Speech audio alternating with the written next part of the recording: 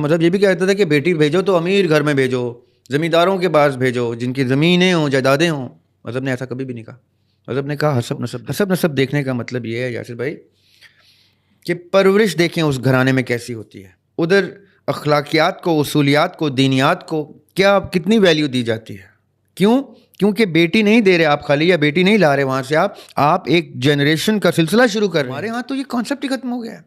میرے 2 جوان بچے ہیں ماشاء اللہ، گریجویٹ کر رہے ہیں تو جوان ہو گئے. صحیح. اب ان کی شادیوں کا وقت آئے گا. میرے پاس 2 ہی چوائسیز ہیں،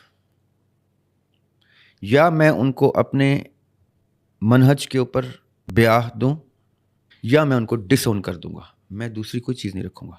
اور میری بچی ماشاء اللہ بڑی ہے، بچہ بڑا ہے، تو رشتے آنا شروع ہو گئے ہیں.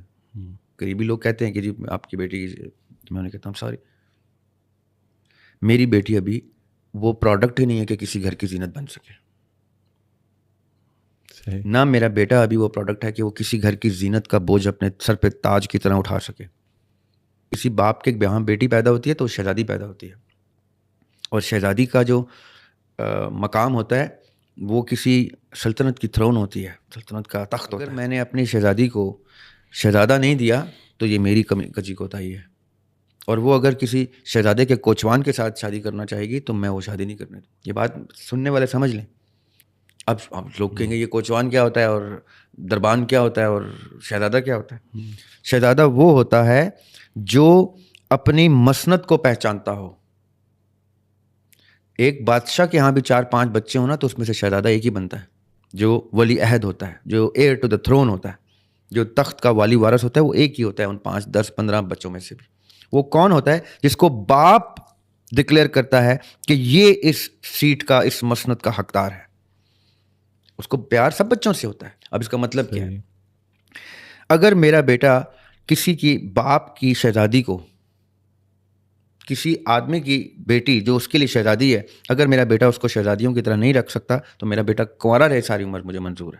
اگر میری بیٹی کے لیے کوئی ایسا شخص مجھے نہیں ملتا جس کے گھر میں نہ صرف وہ اس گھر کی زینت بنے گی بلکہ باعث فخر ہوگی، باعث افتخار ہوگی میرے لیے بھی اور اپنے سسر کے لیے بھی، اس گھر کی شہزادی ہے میری بیٹی. وہ ہے اس کی سلطنت. چاہے اس کا فائنینشیل معیار اس کو شہزادی نہ بناتا ہو، اس کا وقار اس کو شہزادی بناتا ہو. وہ اس گھر میں جائے تو اس کے گھر والے بھی اس کو شہزادیوں کی طرح ٹریٹ کریں، کیونکہ اس کا وقار اس کی ضمانت ہو کہ اس کو یہ ڈیزرو کرتی ہے. یہ تب ہوتا ہے یاسر بھائی جب میں نے اس کی تربیت ایسے کی ہوتی ہے.